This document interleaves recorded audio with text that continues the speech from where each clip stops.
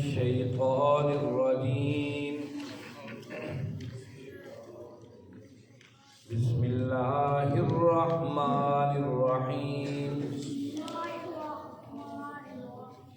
إن ربكم الله الذي خلق السماوات والأرض في 6 أيام ثم استوى على العرش يغشي الليل النهار يطلبه حثيثا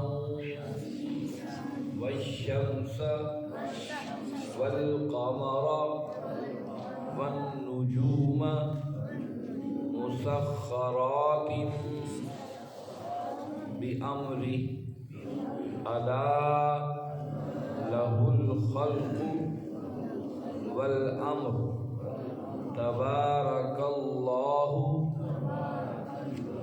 رب العالمين ادعوا ربكم تضرعا وخفيا إنه لا يحب المعتدين ولا تفسدوا في الأرض بعد إصلاحها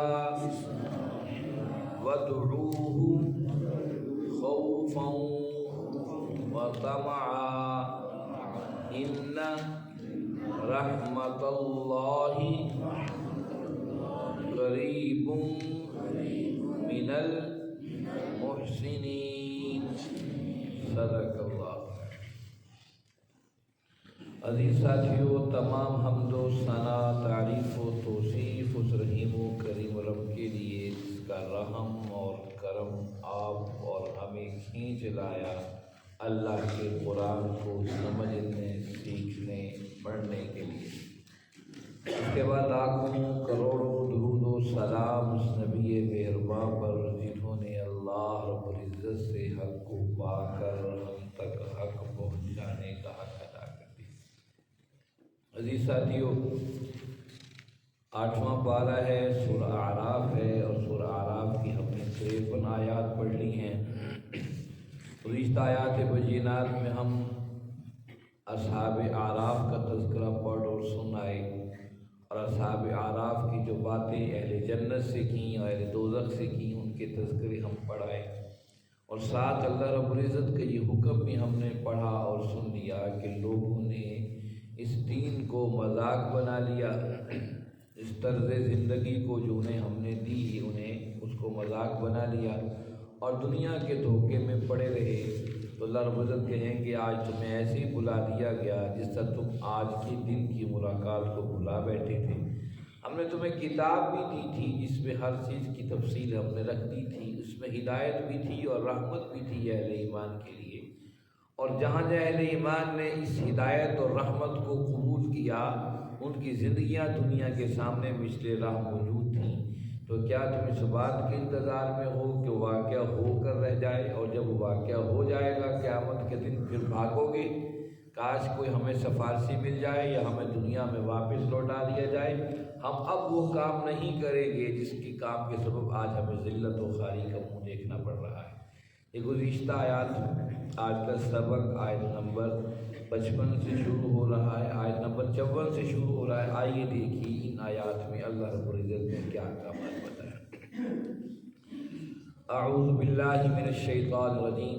ان ربکم اللہ، بے شک تمہارا رب اللہ ہے، الذی، جس نے خلق السماوات والارض، تخلیق کیا آسمانوں اور زمین کو فی 6 ایام، 6 دنوں میں، ثم استوی، پھر مستوی ہو گیا، العرش، عرش پر، یغشی اللیل، وہ پھیلا دیتا ہے رات کو، النہار، دن پر، یطلبہ حثیثاً، اور وہ اس کے پیچھے دوڑا دوڑا آتا ہے، والشمس والقمر، سورج اور چاند، والنجوم اور ستارے، مسخرات بامرہ، تابع فرمان ہے، مسخر ہے اس کے حکم کے، الا آگاہ رہو، خبردار رہو، لہ الحق، اسی کی تخلیق ہے، والامر، اور اسی کا حکم اور قانون ہے، تبارک اللہ، بابرکت ہے اللہ، رب العالمین، جو سارے جہانوں کا پالنہار ہے۔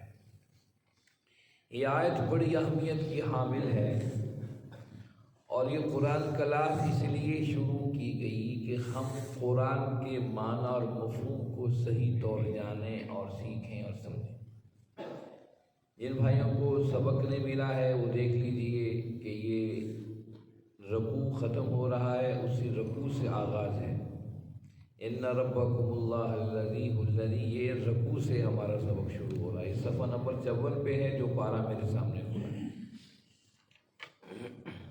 فرمایا ان ربکم اللہ الذی، بے شک تمہارا رب وہ ہے جس نے خلق السماوات والارض، آسمانوں اور زمینوں کو پیدا کیا۔ ربکم، تمہارا رب، رب جو ہے، رب کہتے کس کو ہے؟ رب کا معنی ہے پالنے والا۔ آئیے دیکھیے رب انسان کو کیسے پالتا ہے، کیسے انسان کا رب ہے۔ اللہ نے اپنی ربوبیت کے بارے میں بتایا، پچھلی آیت میں فرمایا کہ اچھا وہ انسان کہے گا کاش ہمیں دوبارہ دنیا میں لوٹایا جائے، اب ہم ایسی حرکتیں کر کے نہیں آئیں گے، اور کوئی سفارشی مل جائے جو ہماری سفارش کرتے۔ اس کی وجہ کیا ہے کہ وہ وہاں کیوں بھلیکھے میں پڑا کہ اسے رب کے بارے میں خبر نہیں ہے۔ رب کسے کہتے ہیں؟ رب کہتے ہیں پالنے والے کو۔ وہ رب کیسے پالتا ہے؟ ایک وہ پالنا ہے جو آپ اور ہمیں بظاہر سب نظر آ رہا ہے کہ بچے پیدا ہو رہے ہیں، دنیا میں آ رہے ہیں، نشو و نما پا رہے ہیں، لیکن ان ساری کے پیچھے کچھ ایسی چیزیں ہیں جو ہم محسوس کرتے ہیں لیکن کبھی غور نہیں کرتے۔ اب غور کریے کہ دیکھیے جو بچہ پیدا ہوا ہے اس نے ماں کے پیٹ کے اندر عرصہ گزارا ہے، وہ کس طریقے سے وہاں پر تخلیق پا رہا ہے اور کس طریقے سے اللہ رب العزت اس کو وہاں پر وہ ساری چیزیں دے رہا ہے اس اندھیروں کے اندر جو اسے میسر ہے۔ اور پھر دیکھیے خاص مدت و وقت کے بعد اسے دنیا میں آنا ہے۔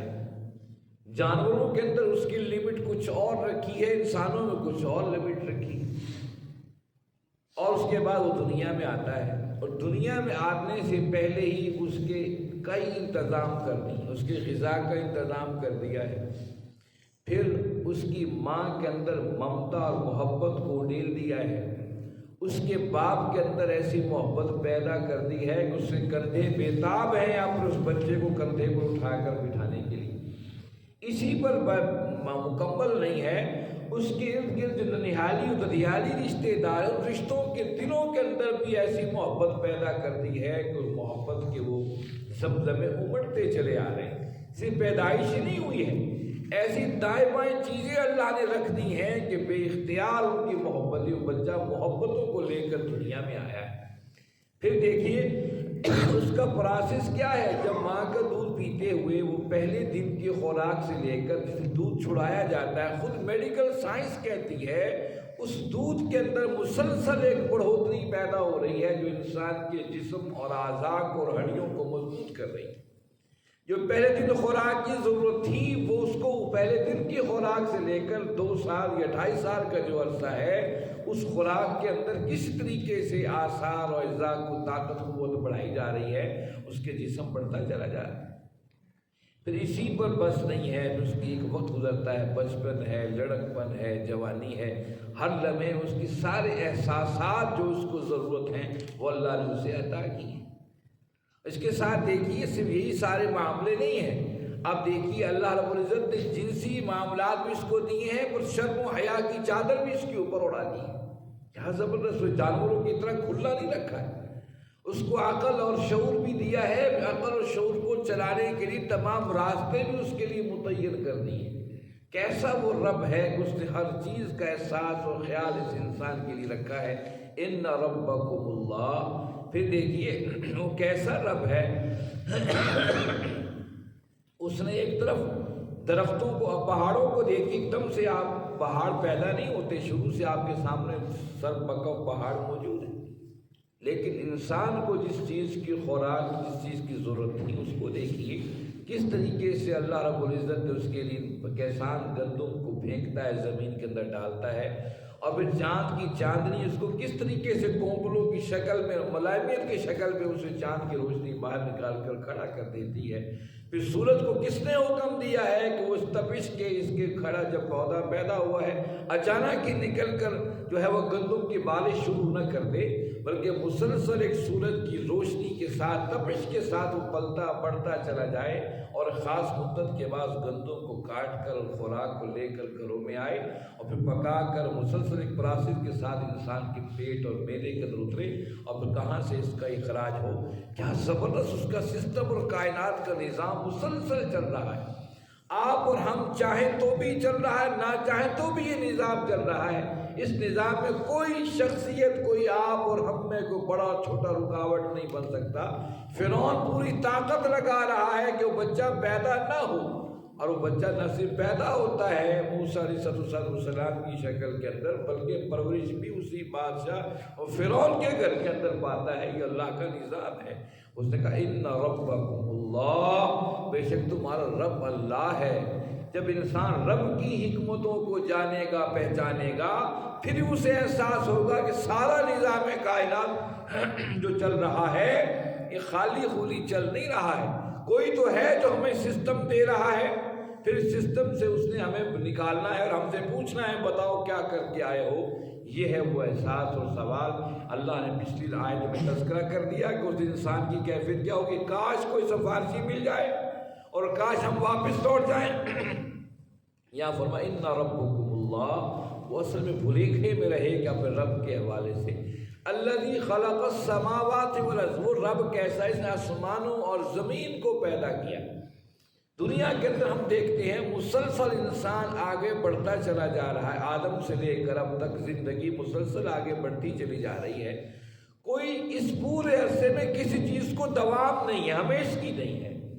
نہ ہمارے لباس کی وہ ہمیشگی ہے، وہاں اور لباس تھے یہاں اور ہیں، پھر لباس ایک عرصے کے بوسیدہ ہو جاتے ہیں، ہم کھاتے ہیں غذائیں بوسیدہ ہو جاتی ہیں، ہم جو گھر استعمال کرتے ہیں گھر بوسیدہ ہو جاتے ہیں، ہمارے ارد گرد کی چیزیں، ہماری سواری، ہر چیز کو آخر ایک دن ختم ہو جانا ہے۔ مسلسل ہم دیکھ رہے ہیں تسلسل کے ساتھ وہ چیزیں جا رہی ہیں، ختم ہو رہی ہیں۔ ایک نسل کے پاس کچھ وسائل تھے، اگلی نسل کے پاس اور وسائل ہیں، پھر وہ وسائل بھی ختم ہو جائیں گے۔ آپ اور ہمارے پاس جو وسائل ہیں، ہو سکتا ہے آئندہ نسلوں کے پاس یہ وسائل ختم ہو جائیں، اور کچھ ختم ہوتے وسائل ہم اپنی آنکھوں سے دیکھیں۔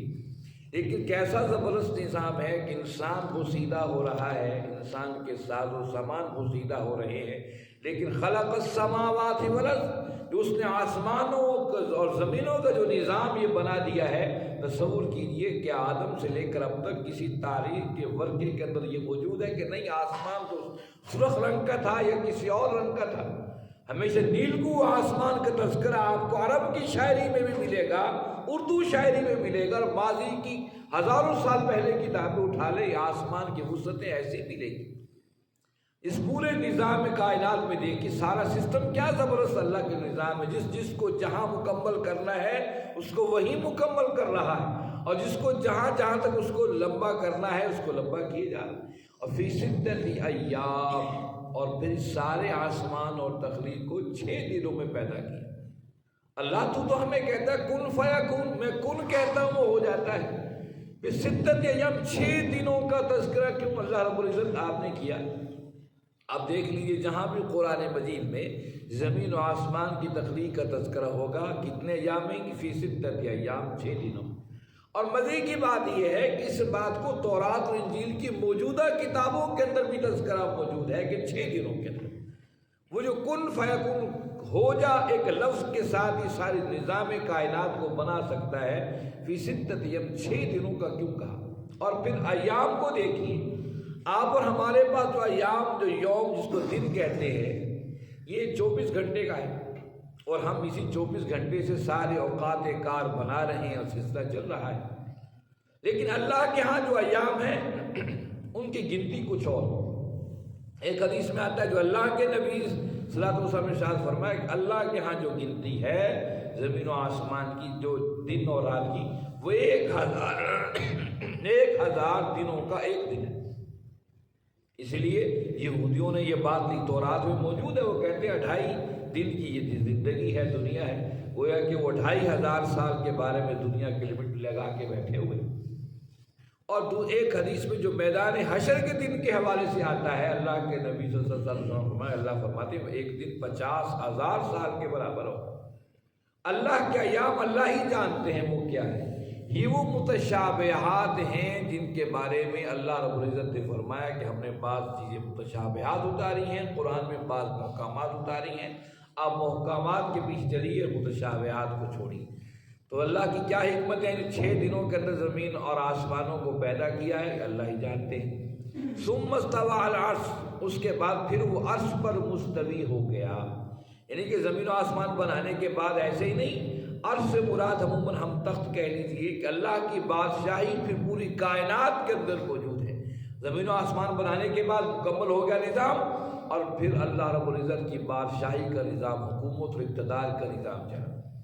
اب دیکھیے ماضی کے اندر بھی اور آج کے لوگوں کے بعض ذہنوں میں یہ چیز ہے کہ پورا کائنات کا اتنا بڑا نظام ہے، یہ اللہ تنہا کیسے چلا سکتے ہیں، یہ تو بڑا مشکل ہے۔ اس نے پھر اپنے وزیر مشیر رکھے ہیں۔ ہند کو مکہ کے کافر کہتے تھے فرشتے اللہ کی بیٹیاں ہیں، وہ کہتے تھے لات و حبل منات عزا جن کو ہم پوجتے ہیں یہ اللہ کے دستے بازو ہیں، یہ ان کے ساتھ مل کر سارے نظام کائنات کو چلا رہے ہیں۔ اللہ کے ثم استوى علی العرش، اس کی حکومت اقتدار کے اندر کوئی اس کے ساتھ شریک نہیں ہے۔ اس نے اگر کائنات کا نظام حکومت بنائی ہے، تنہا اس کا بادشاہ اور حکمران ہے۔ یغشی اللیل النہار یطلبہ حثیثا، پھر اس نے اپنے حکمرانی کی بہت بڑی دلیل دی۔ یغشی اللیل، چھا جاتی ہے رات، النہار دن پر۔ کیسے اللہ فرماتے ہیں میں گھسیٹ کے کھینچ کر اس کو رات کے اوپر، دن کے اوپر میں رات کو چڑھا دیتا ہوں، اور پھر یطلبہ حثیثا، پھر دن اس کے پیچھے پیچھے بھاگا بھاگا چلا آتا ہے۔ ذرا دیکھیے تو صحیح، آپ اور ہم اپنے کاروباروں میں مگن، اپنی زندگی اور موت میں، زمین میں زلزلے آئیں یا طوفان، کبھی ایسا ہوا کہ اس کا نظام قدرت کبھی چینج ہوا ہو دن اور رات کے آنے میں؟ کبھی ایسا ہو گیا ہو کہ رات زیادہ طویل ہو گئی ہو، دن کبھی زیادہ چھوٹا ہو گیا ہو، یا دن زیادہ طویل ہو گیا ہو اور رات جو ہے وہ مختصر بہت ہی شارٹ کٹ ہو گئی ہو؟ اللہ کا نظام اس پورے کائنات میں چل رہا ہے۔ اللہ بتا رہے کہ انسان میرے رب ہونے کو دیکھو تو صحیح۔ آج کی ڈیٹ میں، آج کی تاریخ میں جو سورج نکلا ہے، ماضی کی تاریخ 1000 سال پیچھے چلے جائیں، آج ہی کے کیلنڈر کو اٹھا لیں، اس کی ٹائمنگ سورج نکلنے کی آج ہی کی ہوگی جو آج کی۔ یہ کیا نظام ہے؟ اسی دن اور رات کے اوپر انسان نے کیلنڈر بنائے، اور کیلنڈروں پر انسان کی پوری زندگی متحرک ہے۔ یہ آپ اور میرے ہاتھ میں بندی گھڑی اور یہ ٹائم پیس، اور یہ کیا ہے؟ یہ دن اور رات کی پوری ٹائمنگ، اور اسی پر آپ ہم اپنے کاروبار اور دکانیں، تجارت، ملازمت، اسی پر ہم اپنے خاندانوں کی شادی اور بیاہ کرتے چلے جا رہے ہیں۔ ربکم، تمہارا رب ہے، اس پورے نظام کائنات کو سنبھالے ہوئے ہے اور پالے ہوئے ہے۔ ایک صرف سورج اور چاند کے آنے جانے سے تمہاری پوری زندگی ایک کیلنڈر کے اوپر چل رہی ہے، اور اسی پر بس نہیں، والشمس والقمر، سورج اور چاند، والنجوم، اور یہ ستارے، مسخرات بامرہ، اس کے حکم سے مسخر ہیں۔ مسخر کا مطلب تابع ہیں۔ سورج چاند کیسے زبردست تابع ہیں کہ لمحے کو بھی کوئی کوتاہی نہیں ہے۔ سورج کس طریقے سے آپ نے روشنی کو بکھیر کر جن چیزوں کو ضرورت ہے اس روشنی سے فصلیں پک رہی ہیں، اور چاند کی دیکھی چاندنی کیسی زبردست ہے، وہ مٹھاس پیدا کر رہی ہے۔ صرف ان کا نکلنا ہی کافی نہیں، اس سے جو اثرات دنیا میں پیدا ہو رہے ہیں آج کسی نے ڈھکی چھپی بات نہیں ہے۔ وہ نجوم، اس پورے نظام میں دیکھیے، رات کو آپ آنکھ کھول کے دیکھیے کیسے ستارے آسمانوں پر پھیلے ہیں۔ کبھی کوئی ستارہ ستارے سے ٹکرایا ہے؟ آپ دیکھیے صدیوں پہلے جب انسان کے پاس یہ ٹائمنگ کا نظام نہیں تھا، یہ گھڑیوں کا نظام نہیں تھا، وہ اسی کو ستاروں کو دیکھ کر نمازوں کے اوقات اور رات کے مسافر اپنے سفروں کو آغاز اور اختتام کیا کرتے تھے، اپنی منزلوں کو متعین کرتے تھے۔ آج بھی اگر دنیا میں انسان بھٹک جائے صحراؤں میں یا جنگلوں میں، ان ستاروں کے مدد سے اپنے راستوں کو متعین کر سکتا ہے۔ یہ کیا نظام ہے؟ صرف چمک کے نہیں پیدا کی، ان کے مقاصد بھی پیدا کیے۔ بِأَمْرِهِ، سارا نظام اس کے حکم کے ساتھ چل رہا ہے۔ أَلَا لَهُ الْخَلْقُ وَالْأَمْرُ، آگاہ رہو، اللہ کا مطلب خبردار ہو جاؤ، گویا کہ الارمنگ آپ کو اور ہمیں الارم دے رہا ہے، خبردار ہو جاؤ، آگاہ ہو جاؤ۔ لَهُ الْخَلْقُ، اسی نے تخلیق کیا ہے، والامر، اور اسی کا نظام حکومت چلے گا، اسی کا خالق۔ آپ دیکھ لیجیے انسان کو اپنے ایک دفعہ چھوڑ دیجیے، پورے نظام کائنات کو دیکھ لیجیے، کیا اس کے حکم کی پابندی، کیا نظام کائنات نہیں کر رہے؟ سورج، چاند، ستارے، زمین و آسمان کی ہر چیز کہا اس نے پیدا کیا ہے، اور وہ حکم اور قانون بھی اسی کا چلے گا۔ انسانوں کے اللہ نے یہی تو ساری دنیا بکھیر کے رکھ دی، بتا دی دیکھو سارا نظام جب اس کے تابع ہے، تمہیں بھی اس کے تابع ہونا ہے اپنے اختیارات کے ساتھ۔ ان ساری مخلوقات کو اختیار نہیں دیے، انسان کو اختیارات دیے، ان اختیارات کے دائرے کے اندر وہ اپنی عملی زندگی میں اپنے رب کے تابع ہو جائے۔ یہ اصل اللہ رب العزت کا اس کائنات کو بنانے کا مقصد ہے۔ تبارک اللہ رب العالمین، بابرکت ہے اللہ جو سارے جہانوں کا رب ہے۔ آخر میں پھر رب ہونے کی طرف اشارہ کر دیا، تبارک اللہ، بابرکت ہے اللہ، یعنی کہ اللہ کی رحمتیں وسیع سے وسیع تر ہوتی چلی جا رہی ہیں، اس کی رحمتیں وسعتوں کے ساتھ بڑھتی چلی جا رہی ہیں، اور وہی سارے کائنات کا رب ہے۔ ادعوا ربکم، پکارو اپنے رب کو، تضرعا و خفیہ، گڑگڑاہٹ کے ساتھ اور چھپ چھپ کے، انہ لا یحب المعتدین، بے شک اللہ حد سے بڑھنے والوں کو پسند نہیں کرتا ہے۔ اب اللہ نے کائنات میں آپ رب ہونے کا بتایا، تو بے اختیار جب انسان کائنات میں غور کرتا ہے، اس کا سر بے اختیار جھک جاتا ہے۔ جب جھک جاتا ہے، ادعوا ربکم، رب نے کہا پکارو اپنے رب، دعائیں مانگو اس رب سے۔ گویا کہ رب نے دعا مانگنے کا طریقہ بھی بتا دیا ہے۔ دعا مانگنے سے پہلے کیا ہے دیکھا جائے، جس سے مانگا جا رہا ہے اس میں صلاحیت بھی ہے میری پکاروں کو سننے کی، میری مانگوں کو پورا کرنے کی، میری دعاؤں کو قبول کرنے کی۔ دوسری بات یہ مانگا کس طرح جائے، یہ دو چیزیں بڑی اہمیت کی حامل ہیں۔ پہلے پچھلی آیات میں بتایا کہ وہ مالک اور رب سارے کائنات کو بنانے والا، حق یہ ہے کہ اسی سے مانگا جائے، اور طریقہ کار کیا، تضرع، گڑ گڑاہٹ کے ساتھ، روتے ہوئے، ذلت کے ساتھ، اپنے آپ کو کمتر کر کے اسے مانگا جائے، وہ خفیہ، اور خفیہ چھپ چھپ کے مانگا جائے۔ اونچی آواز سے مانگنے، جب اللہ کے نبی صلی اللہ علیہ وسلم خیبر کی طرف چلے، خیبر کو فتح کیا، لوگ اونچی اونچی آواز سے رب سے دعائیں کر رہے تھے، نبی کریم صلی اللہ علیہ وسلم نے ارشاد فرمایا وہ تمہارا رب تمہارے دلوں کی باتیں بھی سنتا ہے۔ تو یہ جو اونچی اونچی آواز کے بجائے چھپ چھپ کے مانگنا، یہ اصل میں اہمیت کے حامل ہے۔ اونچی دعا مانگنے سے انسان کے میں ریاکاری بھی پیدا ہو سکتی ہے۔ کہا چھپ کے مانگو، چھپ چھپ کے مانگو، چھپ کے مانگنے سے انسان کے اندر یقین پیدا ہوتا ہے کہ کائنات کا مالک اور خالق میری دعاؤں کو سننے والا ہے۔ اونچی آواز سے مانگنے کا مقصد یہ تھوڑی ہے کہ ہم لوگوں کو سنانا ہے، تو گویا کہ بتایا کس سے مانگا جائے، پچھلی آیت میں تفصیلاً بتا دیا کہ کیسا بڑا رب ہے، اس کے علاوہ وہی عرش پر مستوی ہے، وہی اس کائنات کے نظام کا بادشاہ ہے، مانگو اسی سے، ربکم، وہی تمہارا رب ہے۔ اور تضرع، ذلت کے ساتھ، اپنے عاجزی کے ساری ساتھ، یہ نہیں کہ بڑائی کر کے اور جناب میں تو بڑی چیز ہوں، نہیں، اور خفیہ چھپ چھپ کے، انہ لا یحب المعتدین، اللہ حد سے گزر جانے والوں کو پسند نہیں کرتا۔ حد سے گزر جانے والے کیا ہے؟ دعاؤں میں حد سے گزر جانا کیا ہے؟ حد سے گزر جانا یہ ہے کہ ہم جو ہے بناوٹ اختیار کریں، مانگتے ہوئے بناوٹی طرز اختیار کریں، یہ بھی حد سے گزر جانا ہے۔ اور ایک حد سے گزر جانا یہ ہے کہ ہم ایسی شرطیں لگا کر رب سے مانگیں۔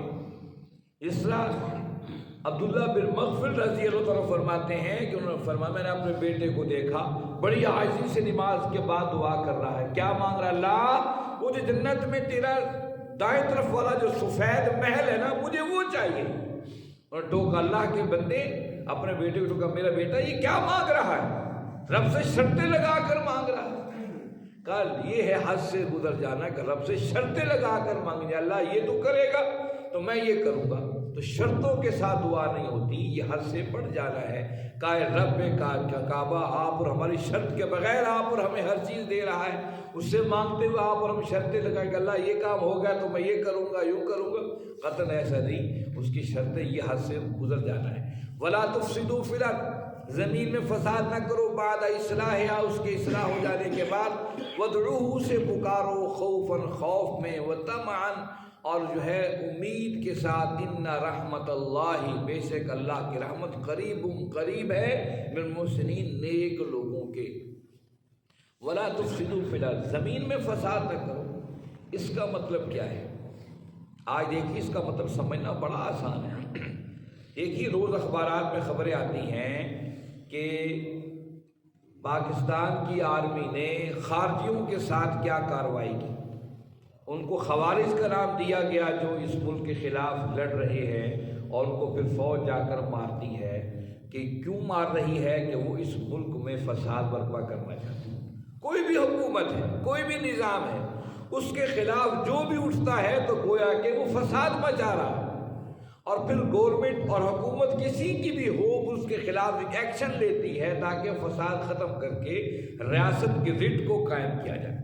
اللہ نے پیچھے پوری ریاست کے بارے میں بتایا کہ اس کی ریاست زمین و آسمان پر چھائی ہے، پورے کائنات کے اندر چھائی ہے۔ سورج، چاند، ستارے بڑے بڑے جن کو تم قابو نہیں کر سکتے، وہ ایک لمحے میں سیکنڈ اور منٹوں کے حساب سے رب کی گرفت میں مسخرات مسخر ہیں۔ پورا نظام کائنات اس کی مٹھیوں کے اندر موجود ہے۔ تو اللہ چاہتے ہیں اس نظام کائنات کے اس انسان بھی رب کے اسی طریقے سے تابع ہو جائے، اس کی حکومت و اقتدار کو مان لے۔ پھر جب اس کے باتوں کو، احکامات کو نہیں مانتا تو رب کا باغی ٹھہرتا ہے، اور جب بغاوت ہوتی ہے تو پھر معاشروں کے اندر فساد پیدا ہوتا ہے۔ وَلَا تُفْسِدُوا فِي الْأَرْضِ، تم زمین میں فساد پیدا نہ کرو، پورے نظام کائنات کے ساتھ ہم آہنگ ہو جاؤ۔ تو گویا کہ آپ اور ہم جب اللہ کے قانون کو تسلیم نہیں کر رہے، گویا کہ ہم اللہ کے باغی ہیں۔ آج مسلمان اللہ کا باغی بن چکا ہے۔ یہ دنیا میں 57-58 ممالک کیا سنتے، سب کے سب ہم باغی اللہ کے ہیں۔ کیوں معاشروں میں امن قائم نہیں ہو رہے؟ کیوں دنیا کے اندر مسلمان جوتے کھا رہے ہیں، مار کھا رہے ہیں؟ کیوں نیٹو جیسی پاور سے کفار کے ہاتھ میں، مسلمانوں کے ہاتھ میں کیوں نہیں ہے؟ آج بھی ہم معذور خانہ رویہ کفار کے سامنے رکھے ہوئے ہیں۔ آج وہ ببانگ دہل وہ کر رہا ہے کہ میں جو کچھ چاہوں وہ کروں، کر سکتا ہوں۔ آپ دیکھ لیجیے امریکہ اور روس کے بڑوں کی ملاقات سعودی عرب کے اندر کروائی جا رہی ہے۔ یہ کیا ہے؟ بتایا جا رہا ہم جو چاہیں دنیا میں کر سکتے ہیں۔ مسلمانوں تمہاری کوئی حیثیت ویلیو نہیں ہے۔ آج وہ کہہ رہا ہے کہ وہاں حکمران کہ اچھا یہ عرب سمجھتے ہیں ہمارے پاس تیل ہے، ہم اس سے زیادہ طاقت اور قوت والے ہیں۔ بھائی اس کا اظہار تو مسلمانوں نے کبھی نہیں کیا ہے، لیکن کیا ہے، کفر اپنی طاقت کو دنیا میں منوانا چاہتا ہے، اور اس کے مقابلے مسلمان کیوں اس حالت میں ہیں کہ ولا تفسدوا، فسادی ہو گئے مسلمان۔ ہم جب دوبارہ پلٹ کر کائنات کے ہم آہنگ ہوں گے، اس سے اللہ نے پورے کائنات کو نظام ترتیب، دیکھیے سورج ایک لمحے کو نکلنا چھوڑ دے، پورا نظام تباہ و برباد ہو جائے۔ چاند پہ نکلنے میں جو اللہ نے حکم دی اس میں تھوڑی کمی بیشی کر دے، پورا نظام کائنات دھڑام سے زمین پر آ گرے۔ تو کیا خیال ہے، یہ انسان کا نظام اللہ کے نظام کے ساتھ ہم آہنگ ہو جائے تو نظام قابو نہیں ہو جائے گا۔ اسی کا ولا تفسدوا فی الارض، تم زمین میں فسادی نہ بنو، بعد اصلاحہا، اس کی اصلاح کے بعد۔ اس کی اصلاح سے مراد کیا ہے؟ ہم نے آدم کو یہ بات بتا کر بھیجی تھی کہ آسمان سے وحی آئے گی، اسی پر اس امت کو، انسانیت کو چلنا ہے۔ آدم علیہ السلام دنیا میں تشریف لائے، ایمان و محبت کے زمزمے، اور پورا معاشرہ اصلاح کی طرف تھا۔ وَادْعُوهُ خَوْفًا وَطَمَعًا، اسی کو پکارو خوف کے اندر، امید کے ساتھ بھی، ڈرو بھی کہ ایک دن یہ ساری جو نعمتیں اللہ نے دی ہیں اس نے پوچھنا ہے، بتاؤ، اور اس سے امید بھی۔ عمر فاروق رضی اللہ عنہ فرمایا کرتے تھے اگر ساری دنیا کو جہنم میں ڈالنے کا حکم، جنت میں جانے کا حکم دے دیا جائے، اور ایک بندہ کے بارے میں حکم اس کو جہنم میں ڈال دیا جائے، تو میں ڈرتا ہوں کہ میں ہی وہ فرد نہ ہوں جسے مجھے جہنم میں جانا پڑ جائے۔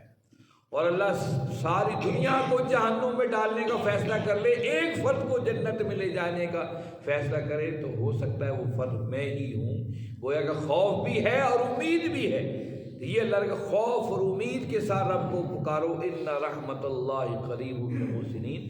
بس ہم اس کے ساتھ جڑنے کے لیے تیار ہو جائیں، اس کی رحمتیں تو بڑا ہی قریب ہیں، بہت قریب ہیں۔ اور رحمتیں کس کو دیتا ہے؟ اپنے محسنین کو، جو اس کے ساتھ جڑتے ہیں، جو اس کے ساتھ نیکی کرنے والے ہیں، اس کے بات کو سمجھنے والے ہیں، رحمتیں انہی کے در کو کھٹکاتی ہیں۔ اللہ رب العزت سے دعا ہے، اللہ رب العزت آپ اور ہم سب کو سمجھنے، اس پر عمل کرنے کی توفیق عطا فرمائیں۔ وآخر دعوانا الحمد للہ رب العالمین، والصلاة والسلام علی سید المرسلین۔